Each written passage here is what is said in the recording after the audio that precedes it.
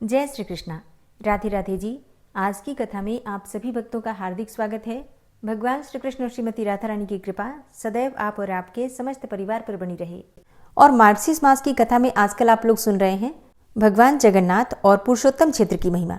लेकिन भगवान जगन्नाथ की कथा सुनने से पहले राधा रानी की एक सच्ची कहानी सुनते हैं। ये कहानी है बरसाना की, जहाँ राज राजेश्वरी श्री राधा रानी जी का जन्म हुआ था।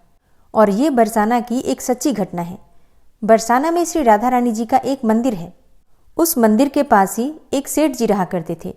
सेठ जी बहुत ही संपन्न थे, सुखी थे, धनवान थे। उनके पास सब कुछ था, आलीशान दुकान, भव्य भवन, 3 बेटे और 3 बहुएं।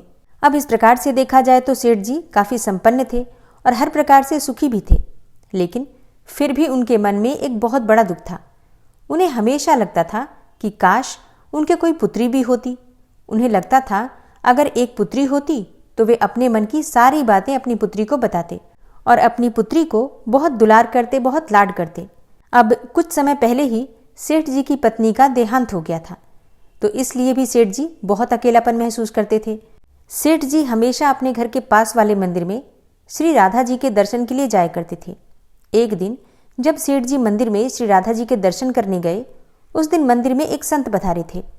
सेठ जी को कुछ उदास देखकर संत ने सेठ जी से पूछा, उदास क्यों हो बेटा? सेठ जी बोले, महाराज मेरे कोई बेटी नहीं है, इसलिए मैं बहुत उदास हूँ। संत मुस्कुराए और बोले, बेटा यदि जीवन में किसी चीज़ की कमी हो, किसी चीज़ का अभाव हो, तो उसकी जगह भगवान को बिठा लेना चाहिए। सेठ जी बोले, महाराज मेरे तो कोई बेटी नहीं है, तो मुझे क्या करना चाहिए? संत बोले, अरे सेठ, जब तुम्हें बरसाने का वास मिला है तो तुम बरसाने की बेटी श्री राधा जी को ही अपनी बेटी क्यों नहीं मान लेते? संत जी की ये बात सेठ जी को बहुत पसंद आई। उसी दिन सेठ जी ने श्री राधा जी का एक बड़ा चित्र मंगवाया और उसे अपने कमरे में लगा लिया। अब तो सेठ जी का जीवन ही बदल गया। वे उठते बैठते, सोते जागते श्री राधा जी को अपनी बेटी मानकर उनसे बातें करने लगे और उन्हें अपनी पुत्री को हर बात बताने में बहुत आनंद आता था। सेठ जी की राधा रानी जी में ऐसी लगन लगी कि जब भी वे दुकान जाते तो श्री राधा रानी जी को भोग लगाकर प्रसाद पाकर ही जाते थे। शाम को लौटते तो राधा जी को प्रणाम करते, उनसे बातें करते और भोग लगाकर फिर प्रसाद ग्रहण करते और हर समय श्री राधे संकीर्तन किया करते थे। और यही नहीं, हर समय प्रसन्न चित्त भी रहा करते थे।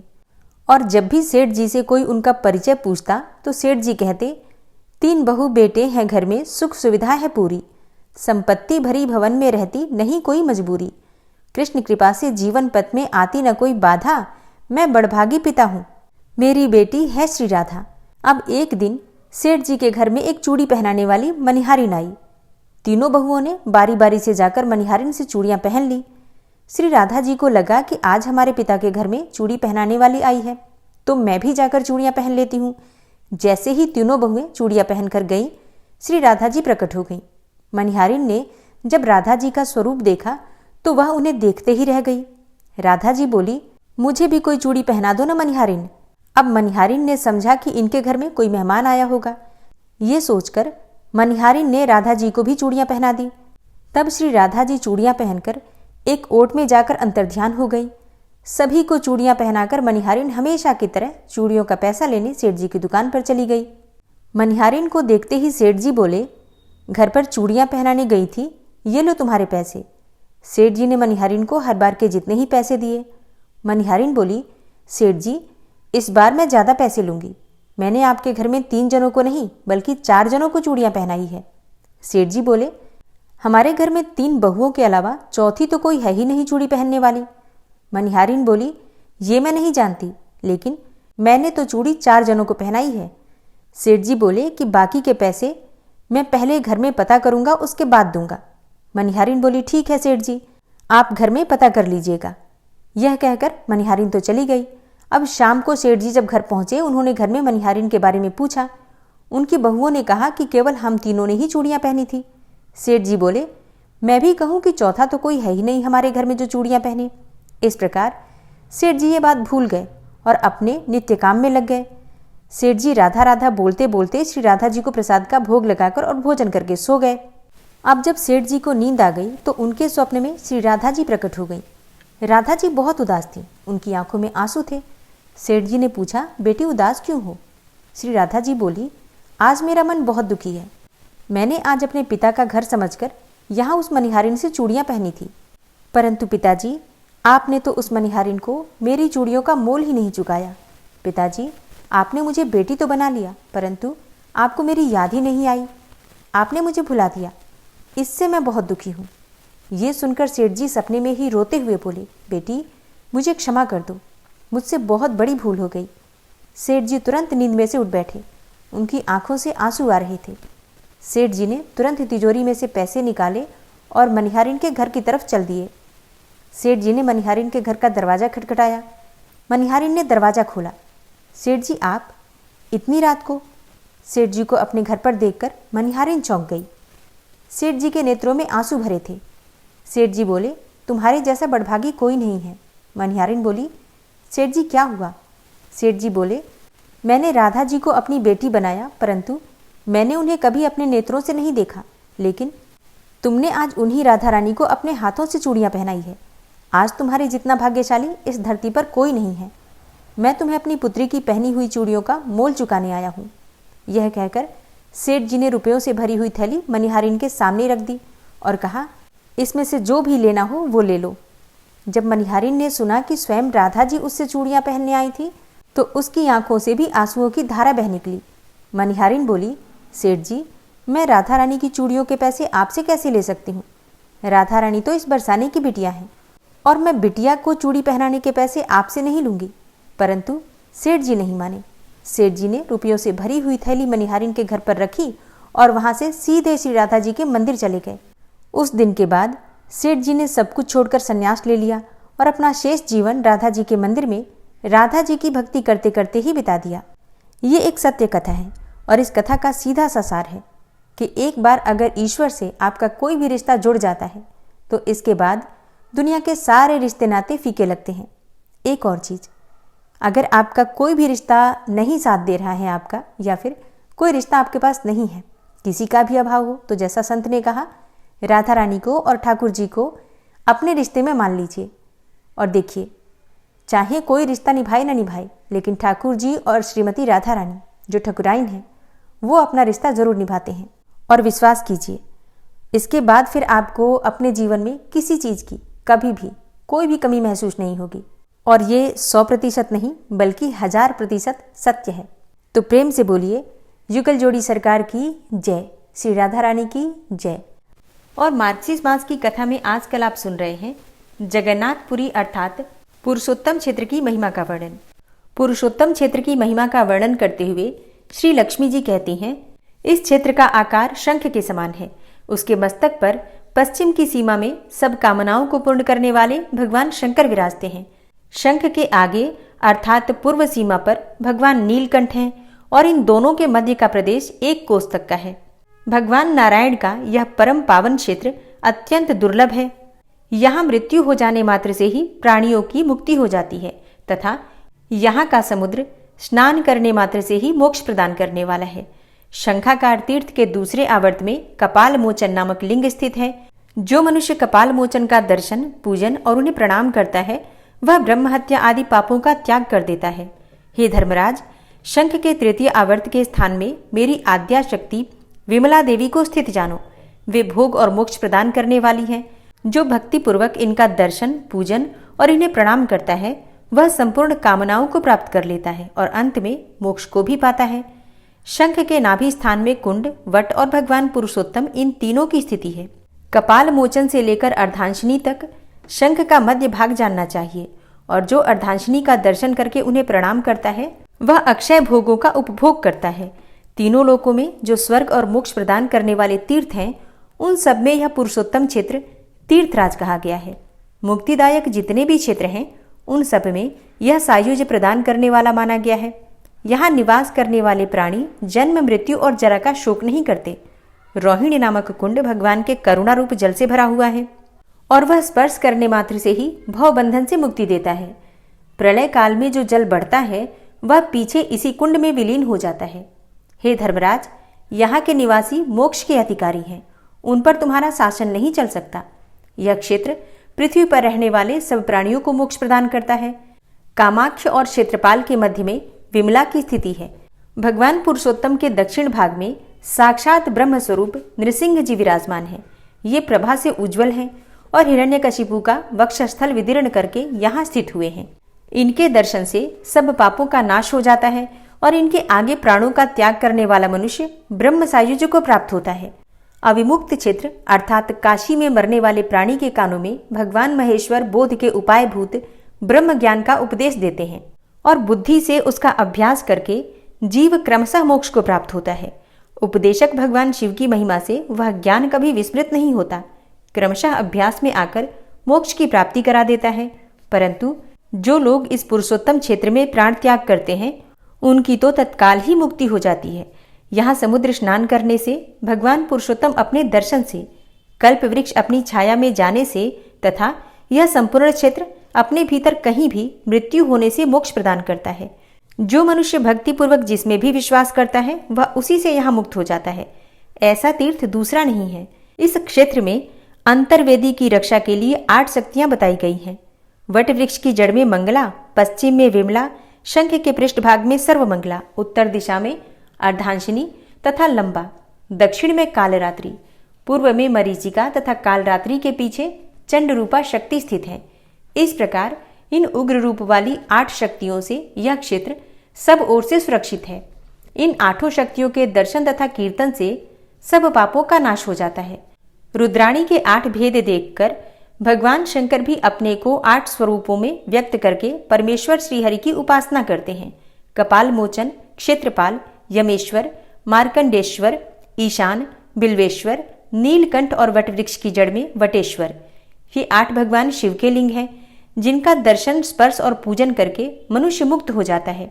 इस क्षेत्र में जिनकी भी मृत्यु होती है उनके स्वामी यमराज नहीं है, तथापि भक्त को आत्मसमर्पण करने वाले शरणागत दुखभंजन भगवान जगन्नाथ को यमराज ने अपनी भक्ति से संतुष्ट कर लिया है।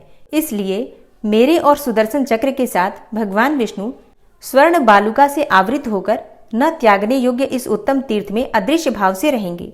यमराज से ऐसा कहकर लक्ष्मी जी ने आगे खड़े हुए ब्रह्मा जी से कहा, सत्ययुग में राजा इंद्रद्युम्न होने वाले हैं जो भगवान विष्णु के परम भक्त तथा शास्त्रों के विद्वान होंगे। हे प्रजानाथ, उस राजा पर अनुग्रह करने के लिए भगवान एक काष्ठ से उत्पन्न होकर 4 प्रतिमाओं के रूप में अभिव्यक्त होंगे। काष्ठ की उन प्रतिमाओं का निर्माण स्वयं विश्वकर्मा करेंगे और तुम इंद्रद्युम्न पर प्रसन्न होकर उन प्रतिमाओं की स्थापना कराओगे। श्री लक्ष्मी जी की यह बात सुनकर ब्रह्मा और यमराज दोनों प्रसन्न होकर अपने अपने स्थान को चले गए। फिर पुरुषोत्तम क्षेत्र की महिमा का बार बार स्मरण करके विस्मय और हर्ष से उनके शरीर में रोमांच हो आता था। हे मुनियों, इस समय इस क्षेत्र में इंद्रद्युम्न की भक्ति से संतुष्ट होकर नील मेघ के समान श्याम सुंदर शंख चक्र गदाधारी भगवान काष्ठमय शरीर धारण करके संपूर्ण लोकों का उपकार करने के लिए नीलाचल की गुफा में विराजमान है। करुणा सागर भगवान काष्ठ निर्मित बलभद्र, सुभद्रा तथा सुदर्शन चक्र की प्रतिमाओं के साथ स्वयं भी दारुमय विग्रह धारण करके शरणागतों की पीड़ा का नाश करते हैं। उनका दर्शन करके मनुष्य पापों के सुदृढ़ बंधन से भी मुक्त हो जाता है। भगवान विष्णु का यह परम उत्तम स्थान अत्यंत गुप्त है तथा वह अलौकिक प्रतिमा लौकिक रूप से प्रकाशित है। राजा इंद्रद्युम्न को दारुमय शरीर धारण करने वाले भगवान ने वर दिया है। भगवान दीनों और अनाथों के एकमात्र शरण है। भवसागर से पार उतारने के लिए नौका है और उनके चरण समस्त चराचर जगत के लिए वंदनीय हैं। वे ही सबके परम आश्रय हैं। भगवान नारायण संपूर्ण जगत की उत्पत्ति के स्थान तथा सृष्टि और संहार के कारण हैं। वे समस्त पापों को छुड़ाने वाले तथा सब आपत्तियों का नाश करने वाले हैं। विभूतियों का प्रसार करने वाले तथा सब योगियों को वरण करने वाले हैं। संपूर्ण जीवों का भरण तथा अखिल विश्व को धारण करने वाले भी वे ही हैं। वे सब भाषाओं को बोलते और समस्त दुष्कर्मों का विनाश करते हैं। हे मुनीश्वरों, तुम अनन्य भाव से उन्हीं भगवान श्रीहरि की शरण लो। वे चेष्टा रहित काष्ठ शरीर धारण करके भी दिव्य लीला विलास करने वाले हैं। थोड़ी सी भक्ति करने पर भी मनुष्यों के 100 अपराध क्षमा करते हैं।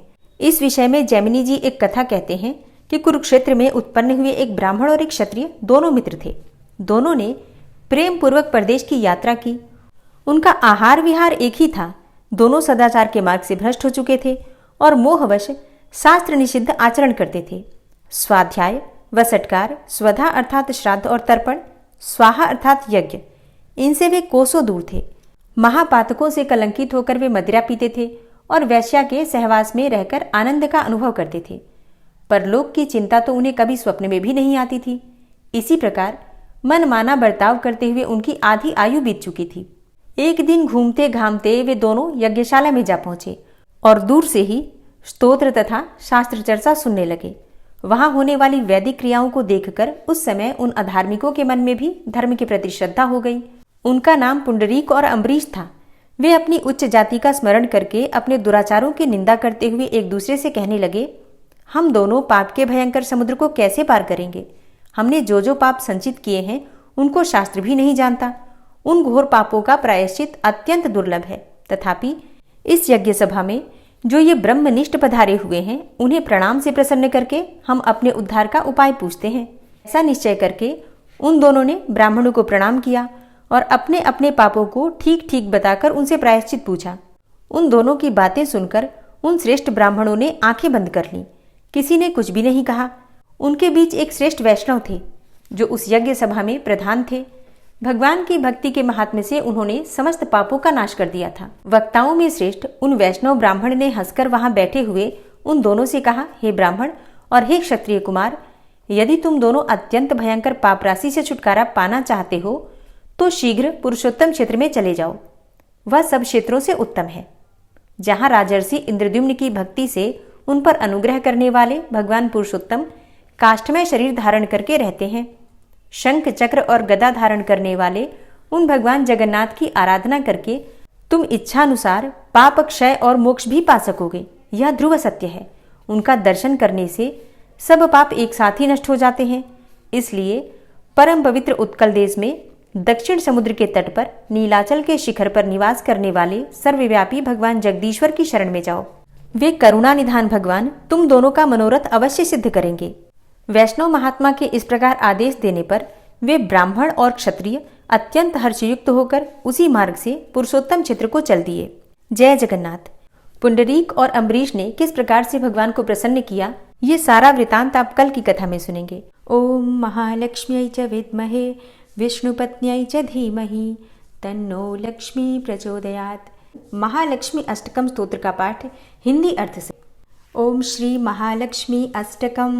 इंद्र उवाच नमस्तेस्तु महामाये श्रीपीठे सुरपूजिते शंखचक्र गदाहस्ते महालक्ष्मी नमोस्तुते।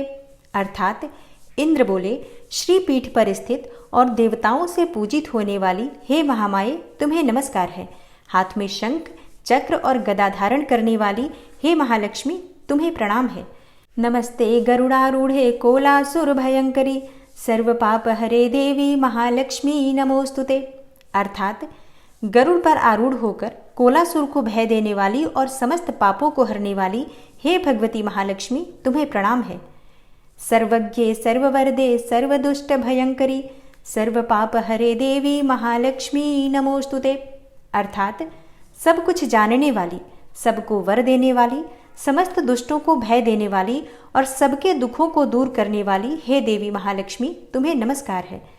सिद्धि बुद्धि प्रदे देवी भुक्ति मुक्ति प्रदायिनी मंत्रपूते सदा देवी महालक्ष्मी नमोस्तुते। अर्थात सिद्धि बुद्धि भोग और मोक्ष देने वाली हे मंत्रपूत भगवती महालक्ष्मी तुम्हें सदा प्रणाम है। आद्य अंतरहिते देवी आद्य शक्ति महेश्वरी योगजे योग संभूते महालक्ष्मी नमोस्तुते। अर्थात हे देवी, हे आदि अंत रहित आदि शक्ति, हे महेश्वरी, हे योग से प्रकट हुई भगवती महालक्ष्मी तुम्हें नमस्कार है। स्थूले सूक्ष्म महारौद्रे महाशक्ते मनोहरे महापाप हरे देवी महालक्ष्मी नमोस्तुते। अर्थात हे देवी, तुम स्थूल सूक्ष्म एवं महारौद्र रूपिणी हो, महाशक्ति हो, महोदरा हो और बड़े बड़े पापों का नाश करने वाली हो। हे देवी महालक्ष्मी तुम्हें नमस्कार है। पद्मासन स्थिते देवी परब्रह्म स्वरूपिणी परमेशी जगन्मातर महालक्ष्मी नमोस्तुते। अर्थात हे कमल के आसन पर विराजमान पर ब्रह्म स्वरूपिणी देवी, हे परमेश्वरी, हे जगदम्बे, हे महालक्ष्मी तुम्हें मेरा प्रणाम है। श्वेतांबर धरे देवी नानालंकार भूषणे जगत स्थिते जगन्मातर महालक्ष्मी नमोस्तुते।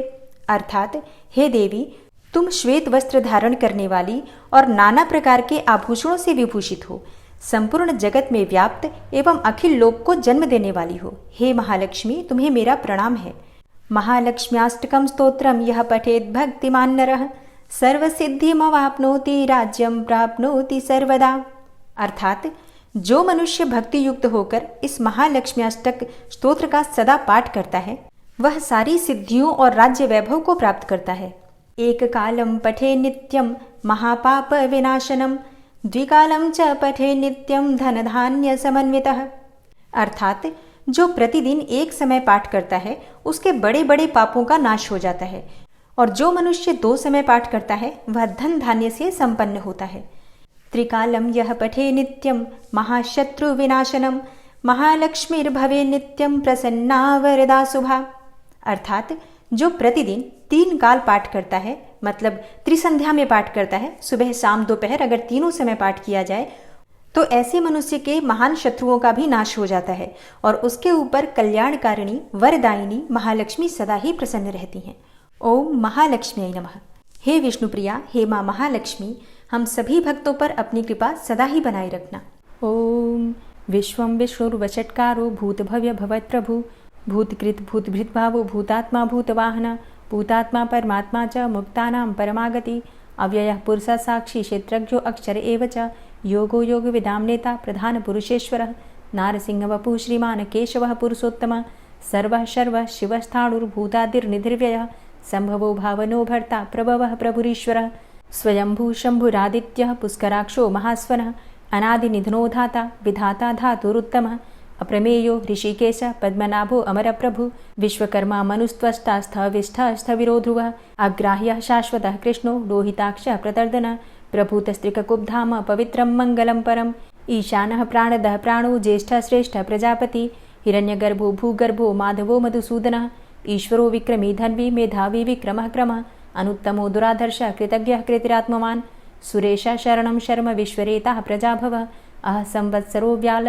प्रत्ययः सर्वदर्शनः अज सर्वेश्वर सिद्ध सिद्धे सर्वादिर्च्युत वृषाकपिर्मेयात्मा सर्वयोग विनिश्रितः वसुर्वसुमना सत्य समात्मा संमितः सम अमोघ पुण्डरीकाक्षो वृषकर्मा वृषाकृतिः रुद्रो बहुशिरा बभ्रुर्विश्वयोनिः शुचिश्रवः अमृतः शाश्वतस्थाणुर्वरारोहो महातपः सर्वगः सर्वविद्भानुर्विश्वक्सेनो जनार्दनः वेदो वेदविद्व्यङ्गो वेदाङ्गो वेदवित्कविः लोकाध्यक्ष सुराध्यक्षो धर्माध्यक्ष कृताकृता चतुरात्मा चतुर्व्यूहश्चतुर्द्रष्टश्चतुर्भुजः भ्राजेष्णुर्भोजनं भोक्ता सहिष्णुर्जगदाति च अनघो विजयोजेता विश्वयोनिः पुनर्वसु उपेन्द्रो वामनः प्रांशुर्मोघः शुचिरुर्जिता अतीन्द्रः संग्रहः सर्गो धृतात्मा नियमो यमः वेद्यो वैद्यः सदा योगी वीरः माधवो मधु अतीन्द्रियो महामायो महोत्साहो महाबलः महाबुद्धिर्महावीर्यो महाशक्तिर्महाद्युतिः अनिर्देश्य वपुः श्रीमान् मेयात्मा महाधृतिर् महिश्वासो महीभर्ता श्रीनिवासः सतां गति अनिरुद्ध सुरानन्दो गोविन्दो गोविन्दाम्पति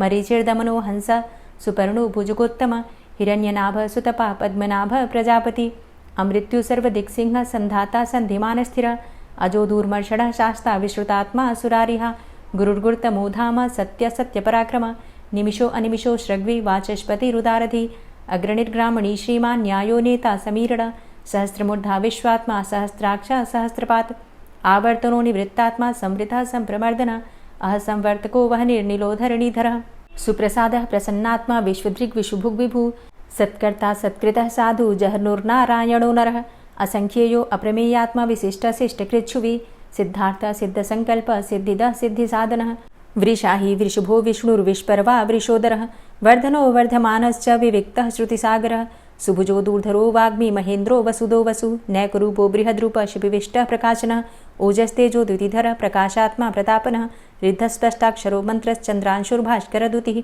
अमृतांशुद्भवो भानु शशबिन्दुः सुरेश्वरः औषधं जगतः सेतु सत्यधर्मपराक्रमः भूतभव्य भवन्नाथ पवनः पावनो नलः कामः कामकृत्कान्तः कामः कामप्रदः प्रभु युगादिकृद्युगावर्तो नैकमायो महाशनः अदृश्योऽव्यक्तरूपश्च सहस्रजितनन्तजित् इष्टो अविशिष्ट शिष्टेष्ट शिखण्डी नहुसो वृष क्रोधः क्रोधकृत्कर्ता विश्वबाहुर्महीधरः अच्युतः प्रतितः प्राणः प्राणदो वासवानुजः अपां निधिर्धिष्ठानं प्रमत्तः प्रतिष्ठितः स्कन्दः स्कन्दधरो धूर्यो वरदो वायुवाहनः वासुदेवो बृहद्भानुरादिदेवः पुरन्दरः अशोकस्तारणस्तार शूर सौरिर्जनेश्वर अनुकूल शतावर्त पद्मी पद्मनिभेक्षण पद्मनाभो अरविंदाक्ष पद्मगर्भ शरीरभृत महर्धिरिद्धो वृद्धात्मा महाक्षो गरुडाध्वज अतुल शरभो भीमो समयज्ञो हविर्हरि सर्वलक्षण लक्षण्यो लक्ष्मीवान समितिंजय वीक्षरो रोहितो मार्गो हेतुर्दामोदर सह महीधरो महाभागो वेगवान मिताशन उद्भव शोभणो देव श्रीगर्भ परमेश्वर करणं कारणं कर्ता विकर्ता गहनो गुह व्यवसायो व्यवस्थान संस्थान स्थानदो ध्रुव परर्थी परमस्पस्तुष्ट पुष्ट शुभेक्षण रामो विरामो विरजो मार्गो नेयो नयोनयः वीर शक्तिमतां श्रेष्ठो धर्मो धर्मविदुत्तमः वैकुंठ पुरुष प्राण प्राणदः प्रणवः पृथु हिरण्यगर्भ शत्रुघ्नो व्याप्तो वायुरुधोक्षजः ऋतु सुदर्शनः कालः परमेष्ठी परिग्रह उग्रः संवत्सरो दक्षो विश्रामो विश्वदक्षिणः विस्तारस्थावरस्थाणु प्रमाणं बीजमव्ययम् अर्थो अनर्थो महाकोशो महाभोगो महाधनः अनिर्विण्ण स्थविष्टभू धर्मयुपो महामख नक्षत्रनेमिर्नक्षत्री क्षमा चामः समीहन यज्ञ इज्जो महेज्यश्च क्रतुसत्रं सतां गतिः सर्वदर्शी विमुक्तात्मा सर्वज्ञो ज्ञानमुत्तमं सुव्रतः सुमुखः सुष्मा सुघोषः सुखदः सुहृतः मनोहरो जित्क्रोधो वीरबाहुर्विदारणः स्वापनः स्ववसो व्यापी नैकात्मा नैककर्मकृत् वत्सरो वत्सलो वत्सी रत्नगर्भो धनेश्वरः धर्मगुप्त धर्मकृद्धर्मी सदसक्षरमक्षरम् अविज्ञाता सहस्रांसुर्विधाता कृतलक्षणः गभस्तिनेमिः सत्त्वस्थः सिंहो भूतमहेश्वरः आदिदेवो महादेवो देवेशो देवभृद्गुरुः उत्तरो गोपतिर्गोप्ता ज्ञानगम्यः पुरातनः शरीरभूतभृद्भोक्ता कपीन्द्रो भूरि दक्षिणः सोमभो अमृतपः सोम पुरुजित पुरुषोत्तमः विनियोजय सत्यसन्धो दाशाः सात्वतां पतिः जीवो विनयिता साक्षी मुकुन्दो अमितविक्रमः अम्भो निद्रणन्तात्मा महोदधीशयोऽन्तकः अजोमहारः स्वाभाव्यो जितामित्रः प्रमोदन आनन्दो नन्दनो नन्दः सत्यधर्मा त्रिविक्रमः महर्षि कपिलाचार्यः कृतज्ञो मेदिनीपतिः त्रिपदस्त्रिदशाध्यक्षो महाशृङ्गः कृतान्तकृत् महावराहो गोविन्दः सुखेणः कनकाङ्गदी गुह्यो गभीरो गहनो गुप्तश्चक्रगदाधरः वेधा स्वाङ्गो अजितः कृष्णो दृढः सङ्कर्षणोच्युतः वरुणो वारुणो वृक्षः पुष्कराक्षो महामनाः भगवान् भगानन्दी वनमाली हलायुधः आदित्यो ज्योतिरादित्यः सहिष्णुर्गतिसत्तमः सुधन्वाखण्ड परशुर्दारुणो द्रविडप्रदः दिविस्त्रिक्सरदृग्व्यासो वाचस्पतिर्योनिजः त्रिसामा सामगः साम निर्वाणं भेषजम्भिषक् सन्न्यासकृच्छमः शान्तो निष्ठा शान्तिः परायणं शुभाङ्गः शान्तिदस्रष्टा कुमुदः कुवलेशय गोहितो गोपतिर्गोप्ता वृषभाक्षो वृषाप्रियः अनिवर्ति निवृतात्मा संक्षेप्ता चेमकृच्छिवः श्रीवत्सवक्षा श्रीवास श्रीपति श्रीमतांबर श्रीद श्रीश श्रीनिवास श्रीनिधि श्रीविभावन श्रीधर श्रीकर श्रेय श्रीमान लोकत्रयाश्रय स्वक्ष स्वंग शतानंदो नंदिर्ज्योतिर्गणेश्वर विजितात्मा विधेयात्मा सत्कीर्तिश्छिन्न संशय उदीर्ण सर्वतक्षसुर निश शाश्वत स्थिर भूषयो भूषणो भूतिर्विशोकः शोकनाशन अर्चिष्मानर्चितः कुंभो विशुद्धात्मा विशोधन अनिरुद्धो अप्रतिरथ प्रद्युम्नो अमित विक्रमः कालिनेमि निहावीर शौरी सूरजनेश्वर त्रिलोकात्मा त्रिलोकेशः केशवः केशिहारी कामदेवः कामपालः कामीकान्तः कृतागमः अनिर्देशवपुर्विष्णोर्वीरो अनन्तो धनञ्जयः ब्रह्मण्यो ब्रह्मकृद्ब्रह्मा ब्रह्म ब्रह्म विवर्धन ब्रह्मविद् ब्राह्मणे ब्रह्मी ब्रह्मज्ञो ब्राह्मणप्रियः महाक्रमो महाकर्मा महातेजा महोरगः महाक्रतुर्महायज्वा महायज्ञो महाहवि स्तव्यः स्तव प्रियः स्तोत्रं स्तुतिस्तोतारणप्रियः पूर्णः पुरैता पुण्यः पुण्यकीर्तिर्नामयः मनोजवस्तीर्थकरो वसुरेता वसुप्रदः वसुप्रदो वासुदेव वसुर्वसुमनाहवि सद्गतिः सत्कीर्तिः सत्ता सद्भूतिः सत्परायणः शूरसेनो यदुश्रेष्ठः सन्निवासः सुयामुनः भूतावासो वासुदेवः सर्वासु निलयोऽनलः दर्पः दर्पदो दृप्तो दूढरोथा पराजितः विश्वमूर्तिर्महामूर्तिर्दीप्तमूर्तिर्मूर्तिमान् अनेकमूर्तिरव्यक्तः शतमूर्तिः शताननः एको नैकः सवः किं यत्तत्पदमनुत्तमं लोकबन्धुर्लोकनाथो माधवो भक्तवत्सलः सुवर्णवर्णो हेमांगो वरांगश्चन्दनांगदी वीरः विषमः शून्यो घृताशीर चलश्चलः अमानीमानदो मान्यो लोकस्वामी त्रिलोकधृक् सुमेधा मेधजो धन्यः सत्यमेधाधराधरः तेजोवृषः द्वितिधरः सर्वशस्त्रभृताम्बरः प्रग्रहो निग्रहो व्यग्रो नैकशृङ्गो गदाग्रजः चतुर्मूर्तिश्चतुर्बाहुश्चतुर्व्यूहश्चतुर्गति चतुरात्मा चतुर्भावश्चतुर्वेदविदेकपात् समावर्तो अनिवृतात्मा दुर्जयो दुरतिक्रम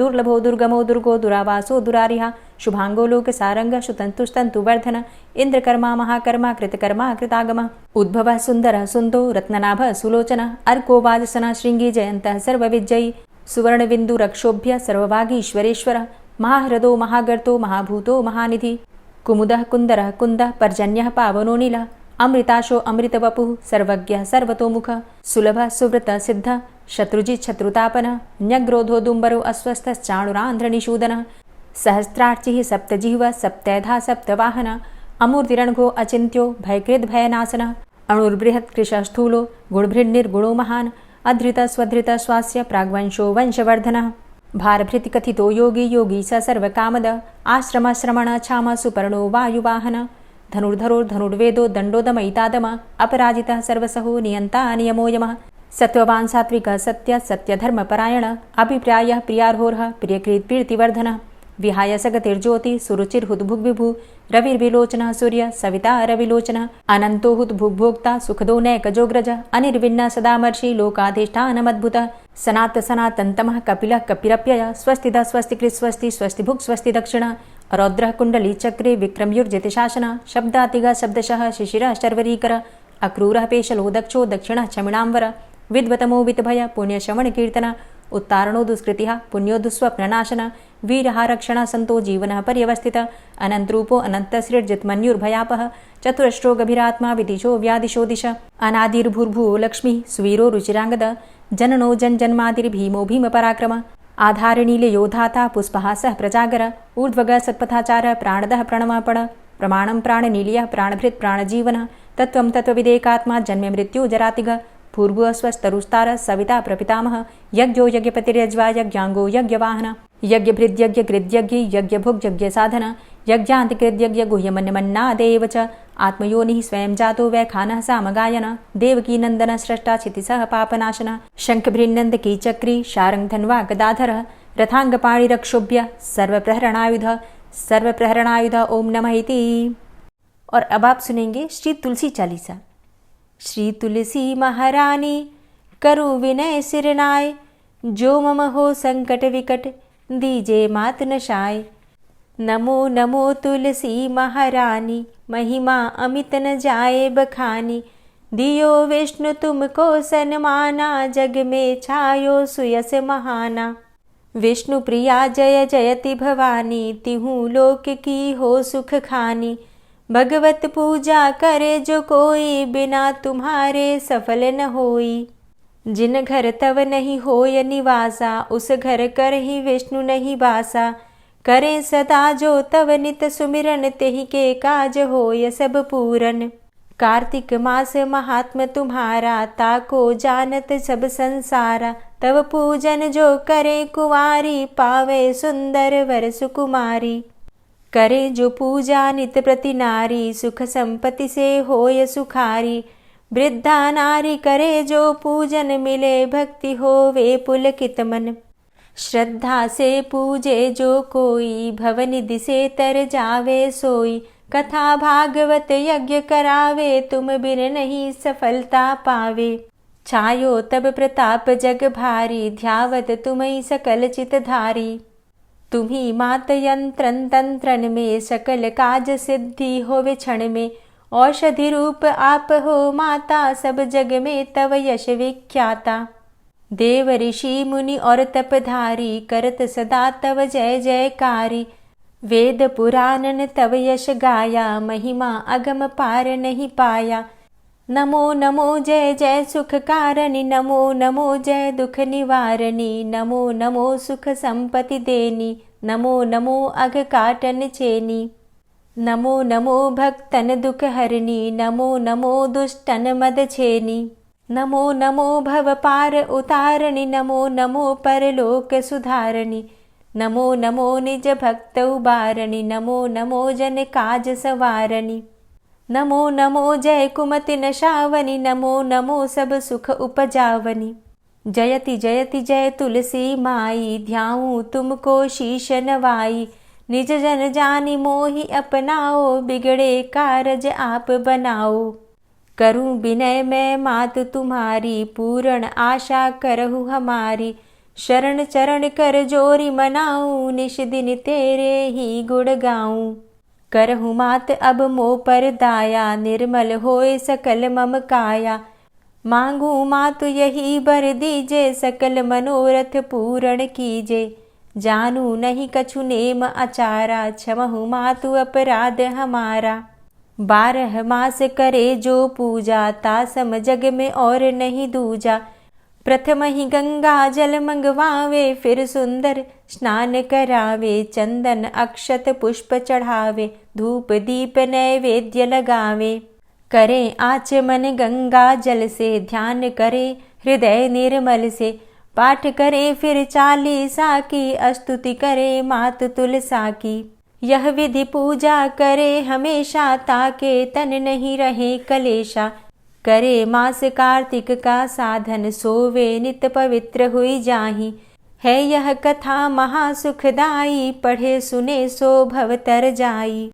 यह श्री तुलसी 40 पाठ करे जो कोय, गोविंद सो फल पावही, जो मन इच्छा होय। तुलसी 40 संपूर्ण। और अब आप सुनेंगे तुलसी महारानी की आरती।